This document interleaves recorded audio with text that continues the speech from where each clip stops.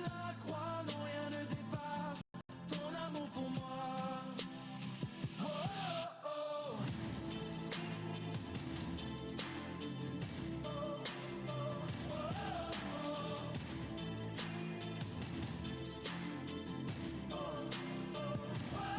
C'est par la foi que nous sommes libres. Ta puissance n'est pas un mythe. Sauvé du châtiment qu'on mérite. Sans fin est la vie qu'on hérite. L'affection que tu me communiques. Chaque jour fait que je me sens unique. Tu m'aimes d'un amour éternel. Tes bontés envers moi sont sans limite. Je peux dire que je t'ai vu et rencontré. Sans connaître ton portrait. Je mène mes complets car d'avance tu les as déjà tous remportés. Les montagnes et tout ce qui me fait mal au cœur. Si l'œuvre de la croix est au-dessus de tout, je ne peux être qu'à la hauteur. Non, rien n'est plus haut. Plus haut, plus haut. Rien n'est plus haut que la croix, non rien ne surpasse ton amour pour moi. Oh, oh. Non, rien n'est plus haut, plus haut, plus haut. Rien n'est plus haut que la croix, non rien ne dépasse ton amour pour moi. Oh, oh, oh.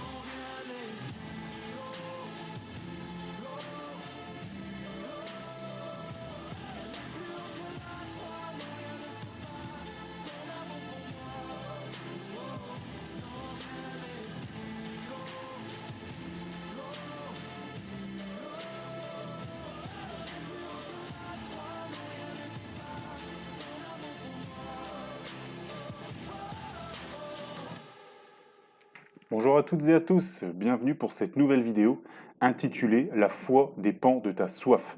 Je répète, la foi dépend de ta soif.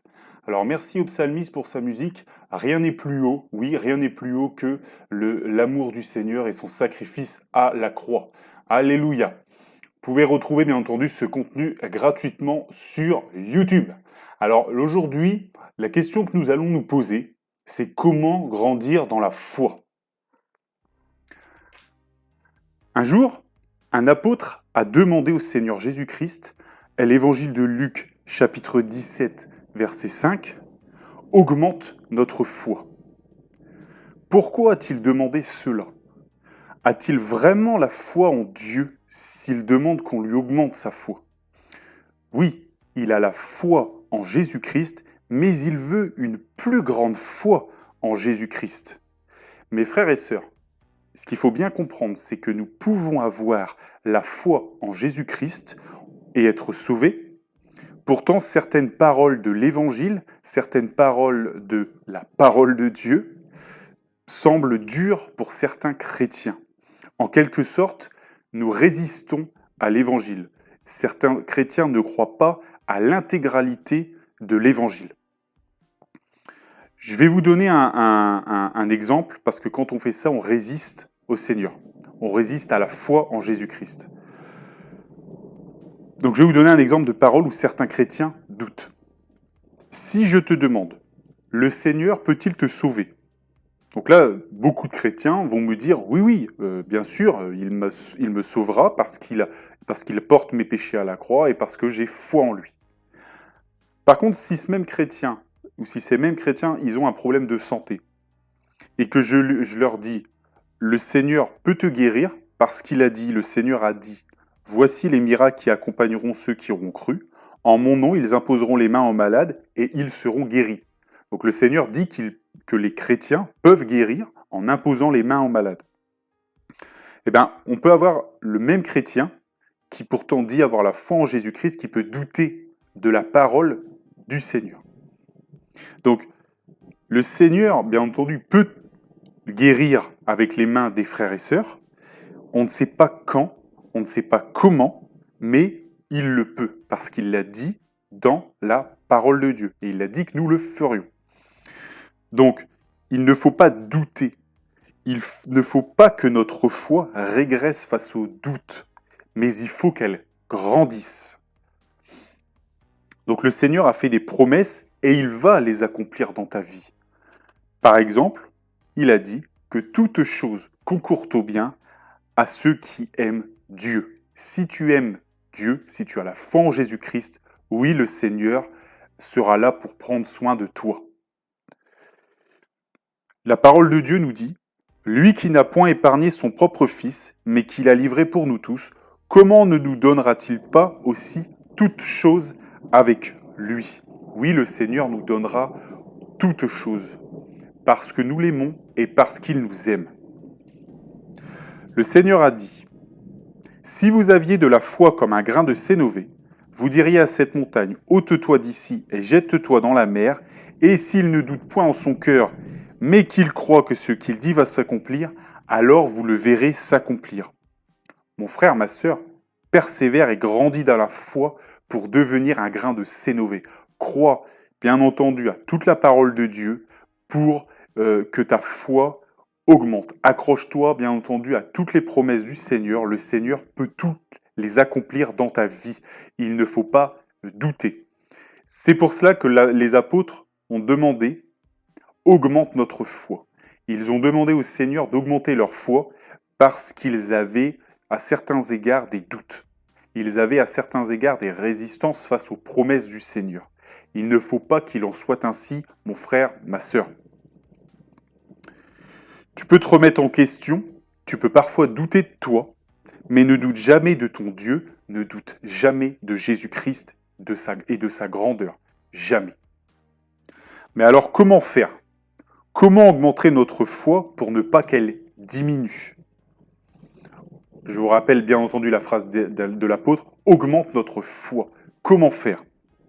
Donc nous allons lire l'Évangile de Jean, chapitre 6, versets 49 à 58. Donc, Évangile de Jean, chapitre 6, versets 49 à 58.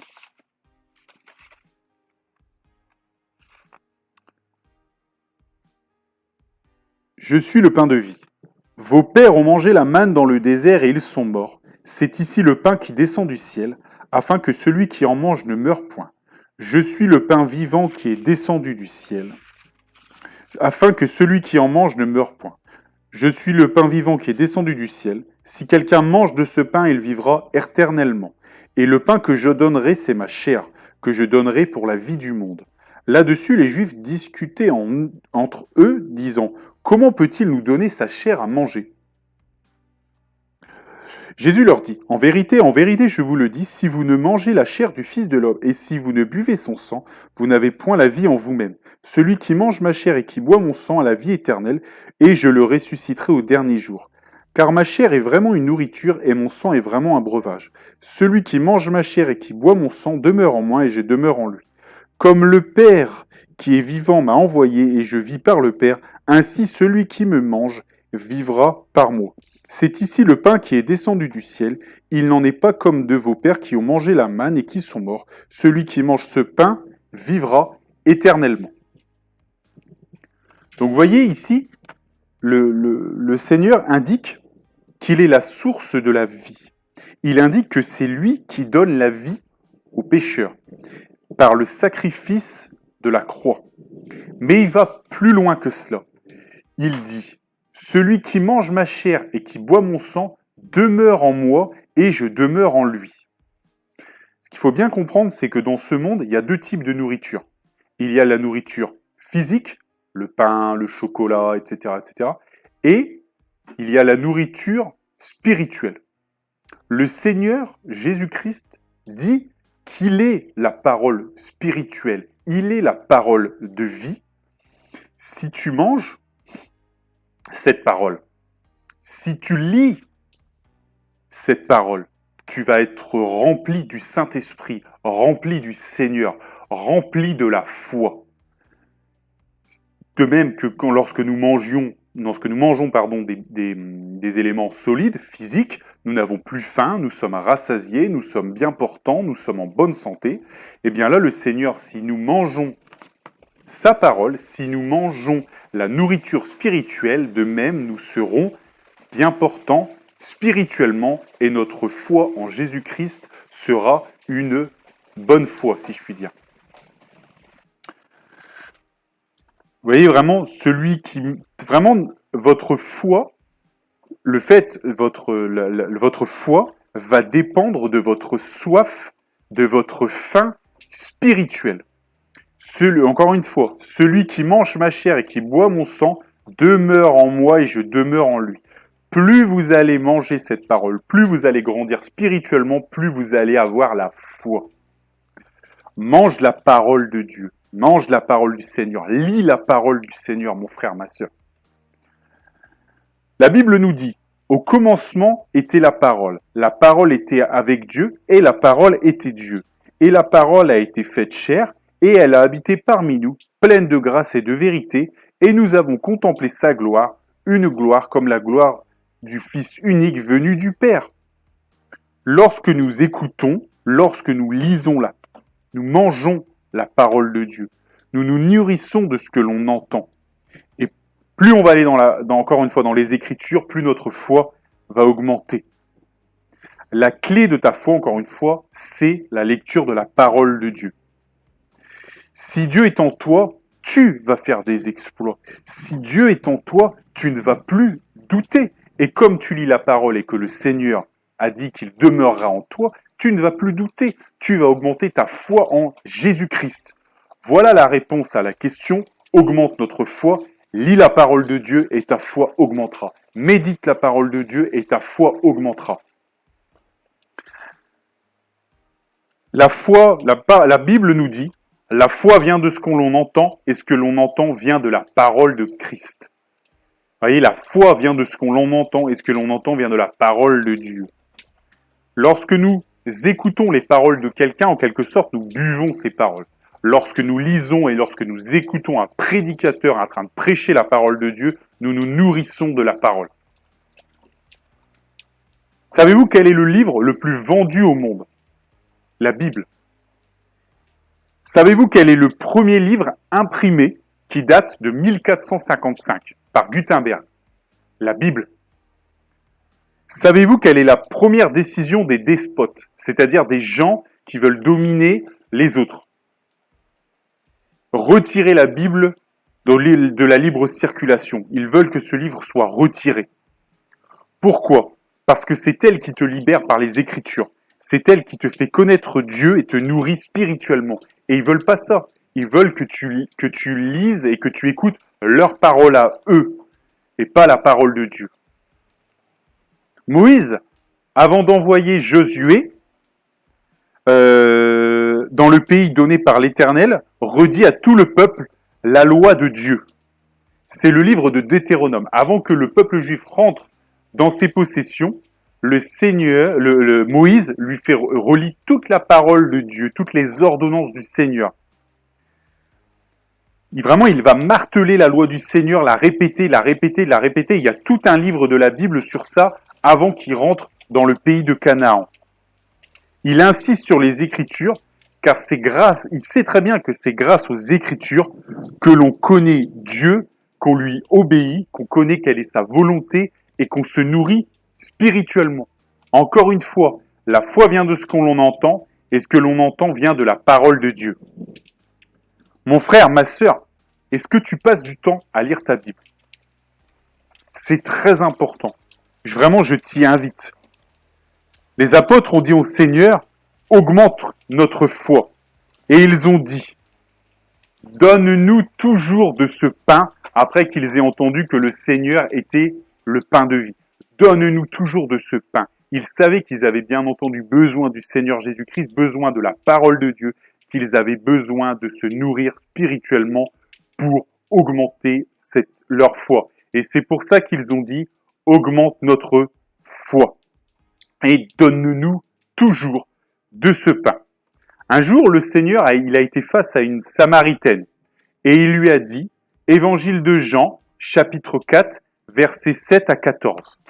Évangile de Jean, chapitre 4, versets 7 à 14. Une femme de Samarie vint puiser de l'eau. Jésus lui dit, donne-moi à boire, car ses disciples étaient allés à la ville pour acheter des vivres.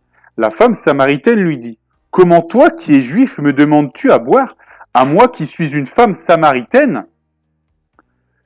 Alors, Les Juifs, en effet, n'ont pas de relation avec les Samaritains. Jésus lui répondit, « Si tu connaissais le don de Dieu et qui est celui qui te dit, « Donne-moi à boire », tu lui aurais toi-même demandé à boire, et il t'aurait donné de l'eau vive. Seigneur, lui dit la femme, tu n'as rien pour puiser, et le puits est profond. D'où aurais-tu donc cette eau vive? Es-tu plus grand que notre père Jacob, qui nous a donné ce puits et qui en a bu lui-même, ainsi que ses fils et ses troupeaux? Jésus lui répondit, quiconque boit de cette eau aura encore soif. Mais celui qui boira de l'eau que je lui donnerai n'aura jamais soif, et l'eau que je lui donnerai deviendra en lui une source d'eau qui jaillira jusque dans la vie éternelle. Vous voyez, le Seigneur donne de la nourriture spirituelle en annonçant l'évangile de Dieu. La femme, elle cherchait de l'eau physique pour ne plus avoir soif. Et le Seigneur lui dit qu'il est la source de la vie. Vous voyez, vraiment, il lui dit que c'est lui qui va lui donner la nourriture spirituelle et que cette foi, cette nourriture spirituelle sera une source de vie qui jaillira jusque la vie éternelle. Vous voyez, c'est vraiment la foi vient de ce que l'on entend et ce que l'on entend vient de la parole de Christ, la parole de Dieu. Donc, la foi en Jésus-Christ vient des Écritures. La foi en Jésus-Christ vient de la parole de Dieu. Il faut l'écouter et c'est elle qui nous apprend que c'est par la foi en Jésus-Christ que nous sommes sauvés. C'est elle qui nous apprend encore beaucoup de choses et c'est elle qui augmente notre foi. Le Seigneur dit, dans l'évangile de Jean, chapitre 4, verset 34, un peu plus bas, « Ma nourriture est de faire la volonté de celui qui m'a envoyé et d'accomplir son œuvre. » Vous voyez, le Seigneur, quand on vit notre foi, c'est pareil. Nous nous nourrissons spirituellement parce que nous obéissons à la parole. Dieu a dit qu'il fallait que l'on rende témoignage. Donc quand on va rendre témoignage, quand on parle de Dieu, on vit sa foi et on applique la parole de Dieu. Donc on est nourri spirituellement. Vous voyez, le Seigneur dit, ma nourriture est de faire la volonté de celui qui m'a envoyé. Et là, aujourd'hui, en faisant cette vidéo, je fais la volonté du Seigneur. La parole est la base de la foi. Elle est la nourriture spirituelle de la foi. Tu grandiras dans la foi grâce à cette parole. Plus tu la connaîtras, plus tu verras le Seigneur opérer dans ta vie et plus ta foi augmentera. Mon frère, ma sœur, médite et lis la parole de Dieu. C'est là la clé de ta croissance spirituelle. Lis-la un petit peu chaque jour et tu grandiras spirituellement. La foi vient de ce que l'on entend et ce que l'on entend vient de la parole de Dieu. Que Dieu vous bénisse dans le nom de Jésus et que toute la gloire lui revienne.